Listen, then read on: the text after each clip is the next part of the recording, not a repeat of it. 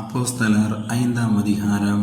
அனனியா என்னும் பேருள்ள ஒருவனும் அவனுடைய மனைவியாகிய சப்பீராளும் தங்கள் காணியாட்சியை விட்டார்கள்.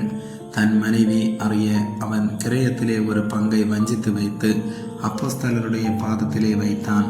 பேதுரு அவனை நோக்கி, அனனியாவே, நிலத்தின் கிரயத்தில் ஒரு பங்கை வஞ்சித்து வைத்து பரிசுத்த ஆவியினிடத்தில் பொய் சொல்லும்படி சாத்தான் உன் இருதயத்தை நிரப்பினதென்ன? அதை விற்கும் முன்னே அது உன்னுடையதாய் இருக்கவில்லையோ?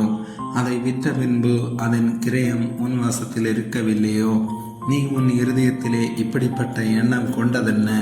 நீ மனுஷரிடத்தில் அல்ல, தேவனிடத்தில் பொய் சொன்னாய் என்றான். அனனியா இந்த வார்த்தைகளை கேட்கவே விழுந்து ஜீவனை விட்டான். இவைகளை கேள்விப்பட்ட யாவருக்கும் மிகுந்த பயம் உண்டாயிற்று. வாலிபர் எழுந்து அவனை சேலையில் சுற்றி வெளியே எடுத்து கொண்டு போய் அடக்கம் பண்ணினார்கள். ஏறக்குறைய 3 மணி நேரத்துக்கு பின்பு அவனுடைய மனைவி நடந்ததை அறியாமல் உள்ளே வந்தாள். பேதுரு அவளை நோக்கி, நிலத்தை இவ்வளவுக்குத்தானா விட்டீர்கள்? எனக்கு சொல் என்றான். அவள், ஆம், இவ்வளவுக்குத்தான் என்றாள்.